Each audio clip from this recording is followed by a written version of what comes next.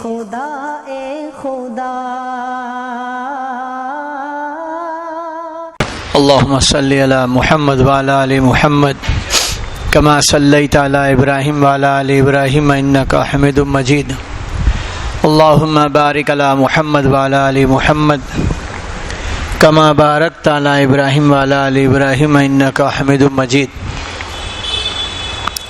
سبحانك لا علم لنا إلا ما علمتنا إنك أنت العليم الحكيم سبحانك لا فهم لنا إلا ما فهمتنا إنك أنت الجواد الكريم رب اشرح لي صدري ويسر لي أمري أعوذ بالله من الشيطان الرجيم بسم الله الرحمن الرحيم والعصر إن الإنسان لفي خسر إلا الذين آمنوا وعملوا الصالحات وتواصوا بالحق وتواصوا بالصبر صدق اللہ مولانا العظیم وصدق رسولہ النبی الکریم ونحن على ذلك من الشاہدین والشاکرین والحمد للہ رب العالمین۔ محترم عزیز و بزرگوں،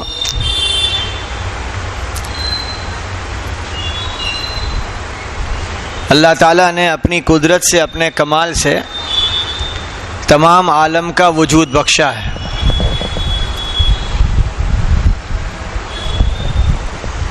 اور وہ جتنے کا بھی وجود بخشا ہے اس میں کسی کا کوئی دخل نہیں ہے۔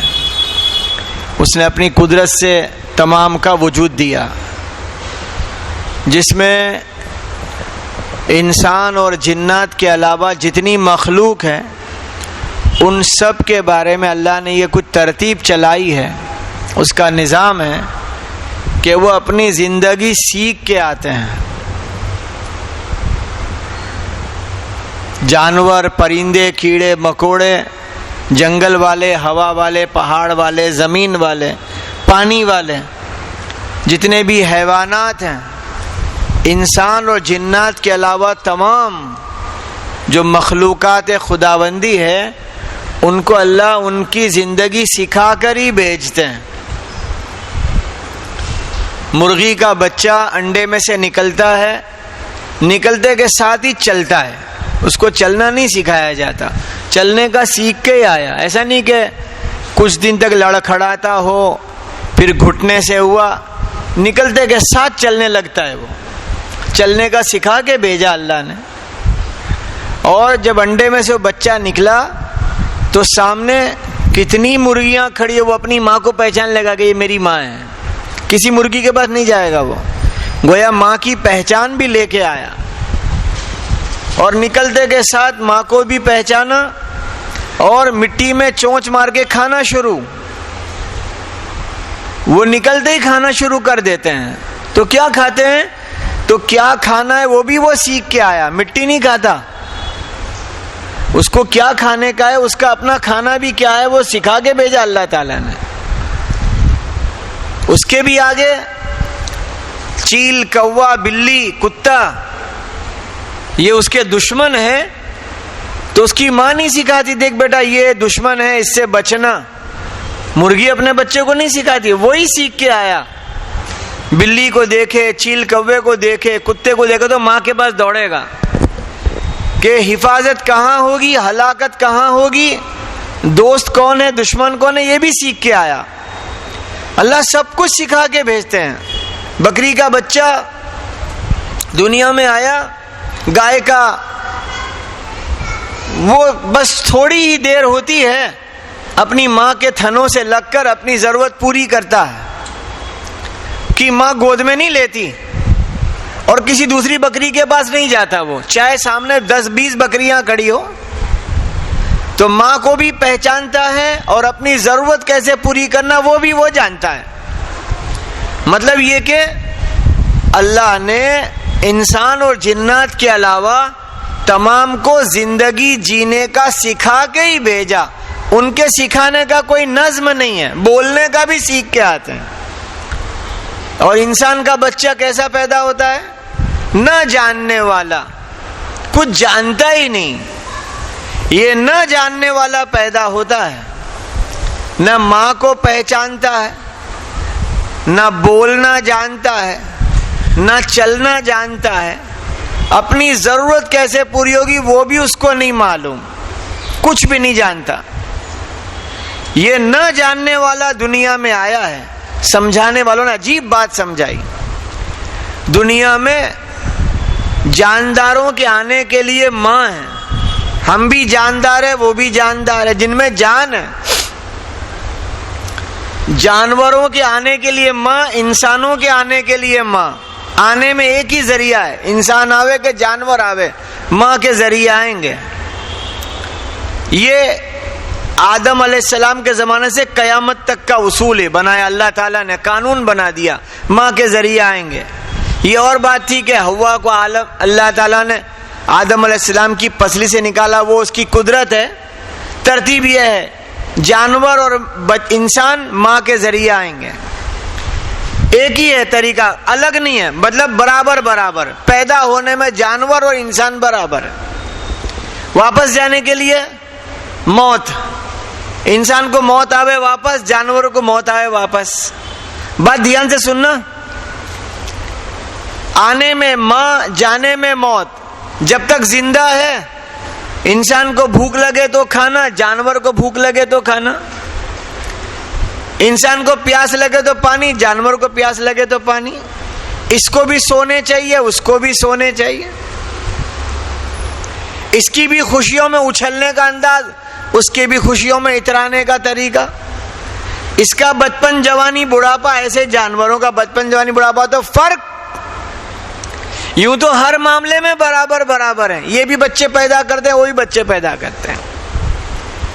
تمام میں برابر برابر، انسان بھی جانور بھی. فرق سمجھانے کے لیے نبیوں کو بھیجا تھا کہ انسان کو انسانی جامے میں، انسانی انداز سے جو اللہ نے بھیجا ہے اس کو انسان بننا ہے، جانوروں سے الگ ہو جانا ہے، حیوانیت سے نکلنا ہے. اسی لیے جو انسان بگڑے ہوئے ہیں، دھیان سے بات سننا، جو انسان بگڑے ہوئے ہیں، بگڑے ہوئے کو اللہ نے اپنے کلام پاک میں کیا کہا؟ اولئک کالانام. وہ بگڑے ہوئے تو کالانام، جانور کی طرح ہو گئے. تو آنے جانے میں جانور انسان برابر برابر. دونوں وقت کے بیچ کو زندگی کہتے ہیں. زندگی جینے میں کھانا پینا سونا اچھلنا کودنا بچپن جوانی بڑھاپا یہ سب برابر برابر. پھر اس کو حقیقت میں انسان کی معراج کمال پہنچانے کے لیے اللہ نے اس کے سکھانے کا انتظام چلایا، اور وہ تھے انبیاء علیہ الصلوۃ والسلام. نبیوں نے آ کے سکھائی ہے زندگی. سمجھ میں آ رہی بات؟ ہر نبی کو بھیجا گیا ہر زمانے میں کہ اس کو جانوروں سے ممتاز درجے پہ لے جانے کا سکھاؤ، سمجھاؤ.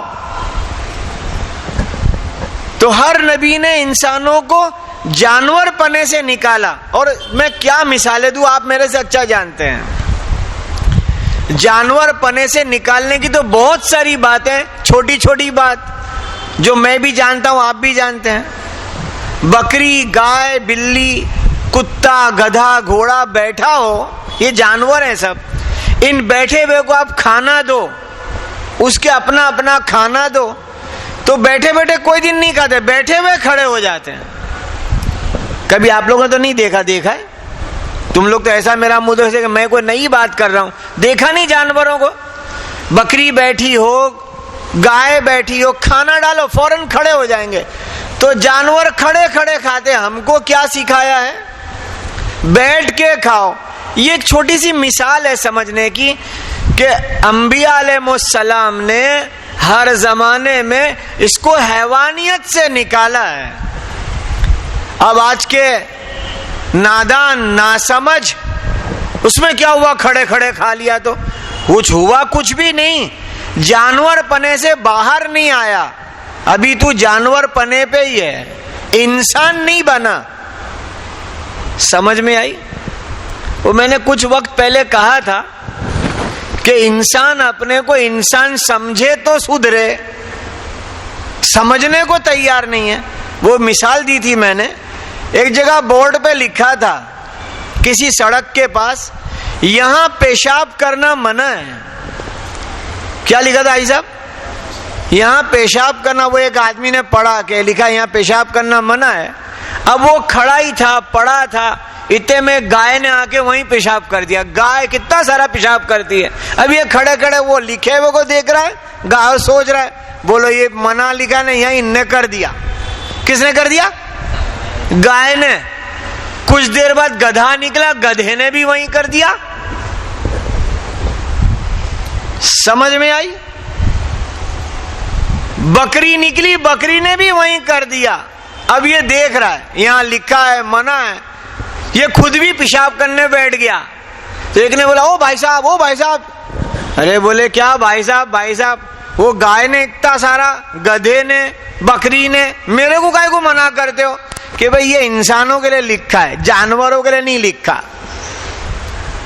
کس کے لیے لکھا ہے؟ اور آج انسان ہو کے بھی اپنے کو انسان سمجھنے کو تیار نہیں ہے. کیا بننے میں فخر محسوس کر رہے ہیں؟ جیسے کہ ایک پہاڑ سے دوسرے پہاڑ پر انسانوں کے جانے کے لیے ہیلی کاپٹر ہے, کاریں ہیں, اس کے لیے سڑکیں بنائی ہے, لیکن یہ رسی باندھ کے یہ پہاڑ سے وہ پہاڑ پہ رسی پہ لٹک لٹک کے جا رہا ہے. رسی پہ لٹک کے کون جاوے؟ بندر. اور اس کو یہ بہادری کا کام سمجھ رہے ہیں. گجراتی میں کیا لکھتے ہیں؟ جیو سٹو سٹی نو کام. اس پہ لٹک کے جا رہے ہیں یا کھڑے کھڑے جا رہے ہیں. یہ بہادری نہیں ہے, یہ انسانیت کی ڈیگریشن ہے. اس کی اپنی جو ایک جگہ ہے اس سے یہ بہت نیچے آ گیا, جانور پنے پہ آ گیا, اور اس کو انعام دیا جا رہا ہے. جس نے کیا وہ بھی نہ سمجھ, دینے والے بڑے نہ سمجھ, کیونکہ انسان نے انسانی معراج کا کام نہیں کیا. ان نے تو کون سا کام کر دیا؟ بندر والا. اپنے لٹک کے جانے کی کوئی ضرورت نہیں تھی. کوئی پانی میں تیر کے دور تک نکل گیا تو اس کو بہادری سمجھتے ہیں. روزانہ مچھلیاں تیر رہی ہے تو تیرے لیے تو کشتی ہے اور بہت ساری چیزیں ہیں, اس سے تو پار کر لے, ندی سمندر جو بھی. اب یہ تیر کے پار کرنے کو بہادری سمجھتا ہے. تو یہ انسان اپنے درجے کو چھوڑ کے مچھلی کے درجے پہ آیا اور اپنے وہ کیا سمجھ رہا ہے؟ میں کون ہوں؟ بہادر ہوں. یہ بہادری نہیں ہے. تیری بہادری تو سمجھائی ہے انبیاء علیہ السلام نے ہر زمانے میں, کہ تیری بہادری کیا چیز ہے. تو انسان بنا, انسانیت کے ساتھ رہے. اسٹیشن پر اسٹیشن ماسٹر کی ایک پوسٹ ہے, اور وہیں پر کلی حضرات آتے ہیں, وہیں پر صفائی والے آتے ہیں, وہیں پر الیکٹریشین آتے ہیں, ڈبوں کو جوڑنے والے آتے ہیں, چیزیں بیچنے والے آتے ہیں, سبھی آتے ہیں, اسٹیشن پر آتے ہیں, اور سب اپنا اپنا کام کرتے ہیں. اسٹیشن ماسٹر سوچے لوگوں کا سامان اٹھا کے باہر چھوڑنا, وہ تو پیسے لیتے ہیں, میں تو بغیر پیسے کے سر پہ پیٹیاں رکھ رکھ کے باہر چھوڑوں گا. تو یوں کہا جائے گا کہ بھئی یہ ہمدردی والا کام کر رہا ہے, لیکن اپنی ایک پوسٹ ہے اس کو چھوڑ کے یہ اس درجے پہ آیا جس کو یہاں نہیں آنا چاہیے تھا. اس کی بڑی ذمہ داری ہے, اسٹیشن ماسٹر بنایا اس کو. سارے پیسنجر, ساری ٹرین, پلیٹ فارم, یہ سب کا نظام تیرے ذمے کیا ہے, تو ان کا ذمہ دار ہے. تو اپنی پوسٹ سنبھال کے بیٹھ اور اپنی ذمہ داری نبھا. پیٹیاں اٹھا کے باہر جائے گا تو اپنی ذمہ داری سے نیچے آ گیا. جھاڑو لے کے کچرا صاف کرنے لگ جائے, چاکلیٹ گولی بیچنے لگ جائے, اخبار بیچنے لگ جائے, تو ہم نہیں کہیں گے گناہ کا کام کیا, لیکن یوں کہا جائے گا اپنی بڑی ذمہ داری چھوڑ کے چھوٹے کام میں لگ گیا. اس کا بڑا کام تھا. ہر زمانے میں ہر نبی نے انسانوں کو جانور پنے سے نکالا. بلی بیٹھی ہو, بکری بیٹھی ہو, اس کو پینے کا کچھ دے دو, وہ دودھ پیتی ہو, یہ پانی پیتی ہو, رکھو آگے, وہ بیٹھے ہوئے کھڑے ہو کے پیئیں گے, بیٹھے بیٹھے کوئی دن نہیں پیتے. اور ہمیں سکھایا نبیوں کی تعلیمات میں کہ پینے کا ہو تو کیسے پیو. اور کوئی نے اس میں کیا ہوا؟ بھائی ہم تو کچھ نہیں کہہ رہے اس میں کیا ہوا, جانور پنے سے نکلنے کا ایک سبق سکھایا ہے محمد الرسول اللہ صلی اللہ علیہ وسلم نے کہ جانور پنے سے نکل جا. لیکن یہ جانور پنے سے نکلنا ہی نہیں چاہتا. وہ لکھا تھا کہ یہاں پیشاب کرنا منع ہے تو وہ جانوروں کے لیے نہیں لکھا تھا, وہ کس کے لیے لکھا تھا؟ انسانوں کے لیے. لیکن نا سمجھ ہوتے ہیں نا, وہ نا سمجھ ہی ہوتے ہیں. نبیوں کی تعلیمات سمجھداروں کی تعلیمات ہیں. نبیوں سے بڑھ کر سمجھدار دنیا میں کوئی نہیں آیا. آدم علیہ السلام سے لے کر سیدنا محمد الرسول اللہ صلی اللہ علیہ وسلم, وہ تمام انبیاء, اس سے سمجھدار دنیا میں کوئی نہیں آیا. ہر نبی نے ہر زمانے میں لوگوں کو جو دین سکھایا, جو دعوت دی, اس کی بنیاد یہ تھی جانور پنے سے نکل جا, حیوانیت سے نکل جا, انسان کی معراج کمال کو چلا جائے گا. خالی میں نے 2 مثالیں دی, خالی کھانے کی اور پینے کی. ایسے ہی پیشاب سنڈاس کی کہ بھی ہمیں کیا کہا کیسے کرو, بیٹھ کے کرو. جانور کھڑے کھڑے ہکتے مدتے ہیں, چلتے چلتے کر لیتے ہیں. اب ہمارے چھوٹے چھوٹے بچے 1.5-2 سال کے ہیں, چلنے پھرنے لگے, جن کے گھروں کے باہر کچی زمین ہوتی ہے اور وہ مائیں دین سیکھی بھی نہیں ہیں, یا تو ایسے ہی جا کے کر کے آ جا. اب وہ جا کے یہاں تک کہ سمجھانے والوں نے سمجھایا, اپنے وہ چھوٹے بچے جو ابھی چھوٹے ہی ہیں, سمجھدار نہیں بنے, ماں باپ پیشاب سنڈاس کو لے جاتے ہیں, ان کو قبلے کے رخ پہ پیٹ نہ ہو, رخ نہ ہو, اور وہ جب سنڈاس کرنے پیشاب کرنے کی جگہ جاویں تو جو دعا سکھائی گئی کہ اندر داخل ہونے کی یہ دعا, وہ گھر کا بڑا پڑھے, اس کو پانی سے دھلاوے. یوں نہیں کہ ایسی کر کے آ گیا چڈی پنا دی گا, اب اس میں کیا بچے کو دھلانے کا, پانی سے دھلانے کا نظام رکھو اس کے لیے. کھانے کا ہے تو بیٹا سیدھے ہاتھ سے کھانے کا, بیٹھ کے کھانے کا, بسم اللہ بولنے کی. یہ جانور پنے سے نکلنے کی بات ہے, بات بہت دور نہ ہو جائے, اس لیے مختصر عرض کرنا چاہتا ہوں. نبی کریم صلی اللہ علیہ وسلم نے جانور پنے سے نکالنے کے لیے شروعات کہاں کرائی؟ جیسے ہی دنیا میں آئے اس کے کان میں اذان سناؤ. یہ جانور پنے سے نکال کر انسان کی معراج کمال کو پہنچانے کا پہلا سبق رسول اللہ صلی اللہ علیہ وسلم نے شروع کرایا. جیسے ہی بچہ دنیا میں آیا اس کے کان میں اذان دو, اس کے دوسرے کان میں اقامت پڑھو. جیسے ہی صاف ہو کے آ گیا, دھل کے آ گیا, گھر میں پیدا ہوا کہ دواخانے میں, اس کو دھو کے کپڑے میں لپیٹ کے لا کے دیا, سب سے پہلے اذان دی جاوے, اقامت پڑھی جاوے. اب یہ بھی ہم نے سمجھا نہیں سمجھداروں سے, تو کون اذان دے گا؟ اس کے دادا آئیں گے شام کو, اس کے ماموں ہیں نا وہ ابھی مسجد میں ہیں. بھئی ماموں کا انتظار کیوں کرے, دادا کا اس کے ابا آ کے وہی اذان دیں گے, اور ابا آئیں گے 2 دن کے بعد کہ 5 گھنٹے کے بعد. سمجھانے والوں نے سمجھایا, پیارے آقا کی تعلیمات پکی بات, اذان دینا رسم نہیں ہے, اقامت پڑھنا رسم نہیں ہے, رسول اللہ صلی اللہ علیہ وسلم نے سکھایا ہوا دین ہے. وہ کیا سکھایا؟ جیسے ہی بچہ پیدا ہو, دھلا کر کے آ جائے, فوراً اس کے کان میں اذان دو. علماء اکرام سمجھاتے ہیں کہ اگر کوئی مرد موجود نہیں ہے تو وہ جننے والی ماں اذان دے دے, اس کے کان میں اقامت پڑھ دے, دیر نہ کرے. اب کوئی یوں کہے اتنی بھی کیا اتاول ہے, تو سکھایا ہے محمد صلی اللہ علیہ وسلم نے. اور یہ نہ سمجھنا کہ یہ دیر سے سنایا تو کیا ہوا, یہ دنیا میں آیا بچہ, یہ کچھ جانتا نہیں, یہ کچھ بولتا نہیں, پہچانتا نہیں, چلتا نہیں, کچھ نہیں کرتا, لیکن سننے کا ایک عمل لے کے آیا. اور اگر وہ سننے والا بچہ تھا کہ نہیں تھا, ایک سبق سکھایا رسول اللہ صلی اللہ علیہ وسلم نے کہ سب سے پہلے, بہت دھیان سے بات سنو, جو بات کر رہا ہوں بہت اہم بات ہے. زندگی صحیح کرنے کے لیے صحیح سننا سیکھو, صحیح سنو. پہلے کیا کرو, آج دنیا میں جتنے بگڑے ہوئے لوگ پھر رہے ہیں نا, انہوں نے گندا سنا, چاہے وہ دین کے نام پہ ہی. اللہ کے غیر کے آگے سجدہ کرنا, انہوں نے یہ کسی سے سنا تو اللہ کے غیر کے آگے سجدہ. اللہ کے غیر سے نہ مانگنا. سن لیا کہ مانگ سکتے ہیں تو اللہ کے غیر سے مانگا جا رہا ہے. کیونکہ سنا یہ تو جو سنا وہی سمجھ گئے. صحیح سنیں گے تو صحیح سمجھیں گے. سننے کو بہت بڑا دخل دیا ہے. مکہ المکرمہ میں رسول اللہ صلی اللہ علیہ وسلم لوگوں کو اسلام کی دعوت دے رہے ہیں, سنا رہے ہیں, ایک ایک کو جا جا کے سنا رہے ہیں. آپ صلی اللہ علیہ وسلم قبیلے دوس مکہ سے بالکل قریب کا تھا. دوس قبیلے کے ایک صاحب طفیل ابن عمرو رضی اللہ تعالیٰ عنہ آئے, جو بڑے عزت دار تھے, اپنے قبیلے کے بڑے آگیوان تھے. مکہ والے ان کو جانتے تھے. جیسے ہی وہ مکہ میں آئے, شہر کے قریب آئے, مکہ کے کچھ لوگ ملے اور کہا طفیل,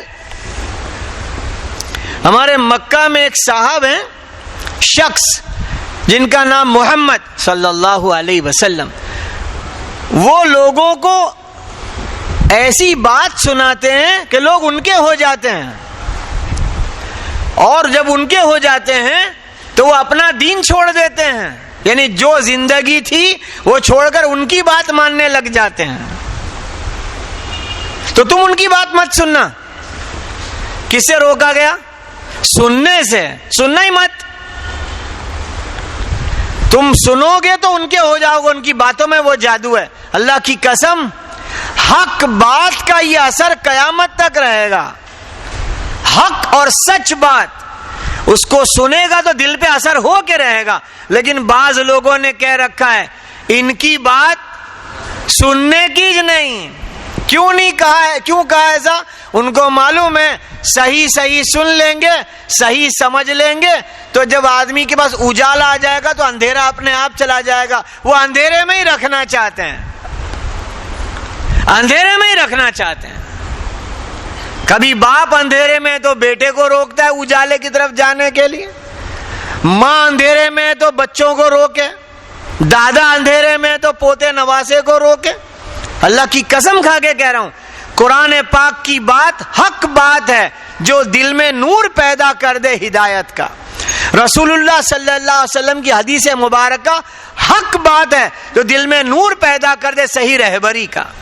صحابہ کی مبارک جماعت, ان کی زندگیاں صاف ستھری سچی زندگی, جو سنے تو پتا چلے کہ یہ دین ہے, لیکن سنتے ہی نہیں. اسی لیے ہمیں سب سے پہلے کہا جیسی پیدا ہو اس کو سناؤ اذان, اس کو سناؤ اقامت.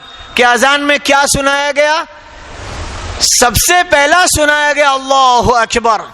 اللہ کی بڑائی حق بات ہے, کسی کی بڑائی نہیں سوائے اللہ کے, کسی کی بڑائی نہیں. اس کے کان میں یوں نہیں کہا گیا تیرے ابا کماتے ہیں اور دکان چلتی ہے اور دھندا ہوتا ہے اور فیکٹریاں ہیں, اس سے نہ. اللہ اکبر, اللہ کی بڑائی سنائی گئی. اشہد ان لا الہ الا اللہ, ایک اللہ وحدہ لا شریک, اسی کی عبادت کی گواہی سنائی گئی. اشہد ان لا الہ, عبادت نہیں ہے کوئی معبود سوائے اللہ کے, اس کی گواہی. اشہد ان محمد رسول اللہ, محمد صلی اللہ علیہ وسلم اللہ کے رسول ہے, اس کی گواہی سنائی گئی. حی علی الصلاۃ, اس کو سنایا گیا. کامیابی شروعات ہے نماز کی طرف. نماز یعنی لفظ تو حی علی الصلاۃ ہی ہے. اشہد ان لا الہ الا اللہ, اشہد ان محمد رسول اللہ, یہی ہے. اس میں پورا دین, پوری زندگی ہے. حی علی الصلاۃ, نماز کی طرف آنے کو سنایا گیا کہ نماز کیا ہے. جس کی نماز جتنی اچھی اس کی باہر کی زندگی اتنی اچھی. حی علی الفلاح, کامیابی کو سنایا گیا. لہذا بھائی طفیل ابن عمرو سے کہا ان کی بات سننا مت. تو طفیل کیا کہہ رہے ہیں ان سے, میں کوئی چھوٹا بچہ نہیں ہوں کہ ان کی بات مان لوں گا. سمجھ میں نہیں آئی بات؟ آج ایسے کئی لوگ ہیں, کہیں دینی اجتماعات ہوتے ہیں, کہیں دینی مجلسیں ہوتی ہیں, اور وہ 20-20 سال بعد بولتے ہیں 25 سال بعد بول دے کہ میں نے وہاں دین کی بات سنی تھی, وہ حق بات میرے دل پہ اثر کر گئی, اس دن سے میں نے گناہ والی زندگی سے توبہ کر لی ہے, مسجد کا پابند بن گیا ہوں, اللہ کے حکموں کا, پیارے آقا کے طریقوں کا پابند بن گیا ہوں. صحیح سنے گا تو صحیح بنے گا, صحیح سنتا ہی نہیں. خصوصاً اس زمانے موبائل والوں کو بول رہا ہوں, جو موبائل سے سننے کے پابند بن چکے ہیں آج کل.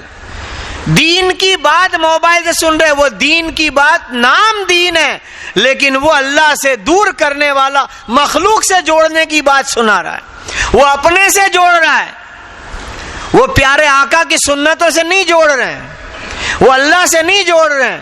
ان کے پاس جاؤ, ان سے ملو, ان کو بولو, وہاں جاؤ, یوں کرو. میں اللہ کے واسطے کہہ رہا ہوں, اللہ کے واسطے, کہ موبائل کے واٹس ایپ والوں سے میں اللہ کے واسطے درخواست کرتا ہوں, آپ کے پاس کوئی میسج آیا, یہ آگے بھیجنا کہ نہیں بھیجنا اس کو پہلے سوچنا, ایسی بھیج مت دینا. کسی نے مسلمانوں کو مارا, یہ آپ کے پاس ویڈیو آیا, تو اللہ کے واسطے کہتا ہوں یہ نہ بھیجو. ہمارا دل دکھا دیکھ کر کے, اب سب کا دل دکھائیں گے بھیج بھیج کے, ہاں یا نہ؟ ارے بولو نا کہ دیکھو دیکھو, تو وہ دیکھ دیکھ کے دل دکھے گا کیسا کر رہے ہیں, کیوں مارا ہم کو کچھ معلوم نہیں ہے, ہم نے خالی یہ دیکھا. سمجھ میں کسی نے تقریر کی کسی کے متعلق, تو نے سنا مولانا اپنے مولانا کو کیسا بولے, بھئی تو نے سنا, تیرا دل دکھ گیا, تو تو آگے مت بیٹھ کے سب کا دل دکھے. اور یہ نفرت کا میسج ہوگا, یہ نفرتیں بڑھائے گا, دشمنیاں بڑھائے گا, آگ لگا دے گا. ہم نے بھیج دیا, گروپ میں بھیجا, اس کو بھیجا, اس کو بھیجا. میں تو اللہ کے واسطے کہتا ہوں ایسے میسج آگے نہ بھیجو جو مسلمانوں میں نفرتیں مسلمانوں کی بڑھاویں, ہاں دشمنیاں بڑھاویں, دل دکھاویں, حاصل کچھ نہیں ہے. طفیل ابن عمرو کہتے ہیں میں ایسا چھوٹا نہیں ہوں کہ بات مان لوں گا, لیکن پھر بھی سوچا سننی ج نہیں, تو کان میں روئی لگا دی. کیا لگا دی؟ روئی لگا دی. اذان دینے کی سنتوں میں ایک سنت ہے, اذان دینے والا کان کے سوراخ میں انگلیاں ٹھوس دے ہوئے. انگلیاں کیا کرے, اور لوگ کیسے اذان دے رہے, یوں ہاتھ رکھ کے. وہ کہیں دیکھ لیا ہوگا, کہیں میں کہیں بول رہا ہوں اپنے سمجھنے کا, یوں ہاتھ رکھ کے اذان دے رہے. ہاتھ رکھنا کوئی بات نہیں ہے, کان کے سوراخ میں انگلیاں ٹھوس کے یہ بتا کہ جو آواز میں لگا رہا ہوں یہی حق ہے, باقی سب آوازیں غلط ہے, اپنے کان بند کر, کوئی آواز اب نہ سنے. اس لیے اذان کا جواب دینا بہت اہم عمل ہے. مسجد میں قرآن شریف پڑھ رہے ہیں, اب کوئی کہے, سوال پوچھتے ہیں کہ مسجد میں آوے تو بھی کیا اذان کا جواب دینے کا؟ بھئی ایک وقتی عمل ہے, اذان پوری ہوگی پھر جواب نہیں دے سکیں گے, تو قرآن شریف تو بعد میں بھی پڑھ سکتے, بند کر کے اذان کا جواب دے دو. لیکن وہ مسئلہ پوچھا مسجد میں آ کے میں قرآن پڑھ رہا ہوں تو پھر اذان کا جواب دوں, تو بھئی اگر دے دے گا تو کیا ہوا, کیونکہ ایک اذان پوری ہوگی پھر جواب دینے کا ٹائم چلا جائے گا. تو بھئی قرآن شریف بند کرو, اذان کا جواب تو پھر پڑھ لینا. جیسے کہ عشاء میں بہت سارے لوگ عشاء کی اذان ہوتی ہے مسجد میں آ جاتے ہیں, اذان سے پہلے آ جاتے ہیں. جیسی اذان ہوئی اب سنتیں پڑھنے کا موقع ہے, فرض سے پہلے پہلے. اب یہ قرآن شریف لے کر بیٹھ گئے, کوئی سورہ واقعہ پڑھ رہا ہے, کوئی تبارک پڑھ رہا ہے, کوئی الف لام میم سجدہ. بہت اچھا کام کر رہے ہیں, غلط نہیں کر رہے, لیکن یہ تو عشاء کے بعد بھی پڑھ سکتے تھے. نہیں سمجھے بات, یہ موقع تھا سنت پڑھنے کا. دیکھو لوگوں کی جانچ پڑتال میں مت پڑھنا, خود کے بارے میں فیصلہ کرنا کہ میں سنتیں پڑھوں گا انشاءاللہ. کوئی پڑھ رہا ہے اس کے لیے دعا کر دینا, اللہ کرے بات سمجھ میں آ جائے. طفیل ابن عمرو نے اپنے کان میں روئی ٹھوس دی کہ ان کی سنوں گا ہی نہیں, اور طواف شروع کر دیا. اور آپ صلی اللہ علیہ وسلم نماز پڑھ رہے تھے, نماز میں قرآن شریف پڑھ رہے تھے. قرآن شریف ہدایت والی کتاب ہے, اس کا ہر کلام, ہر اس کا کلمہ ہدایت کا نور لے آوے. تو چلتے چلتے طواف کرتے کرتے خیال آیا سن تو لوں, روئی نکال کے سنی, قرآن کا نور دل میں آ گیا. تو صحیح سنیں گے تو صحیح بنیں گے. جو گزارش تھی اس وقت میں ہمارے یہاں جو نیت کرنی ہم سب کو, یہ صحیح دین سنیں گے اور سنو آگے کیا کہہ رہا ہوں. شوق کا دین سننے کا نہیں, اور شوق کے دین پہ آج کون سا دین چل رہے ہیں بعض لوگ؟ شوق کا دین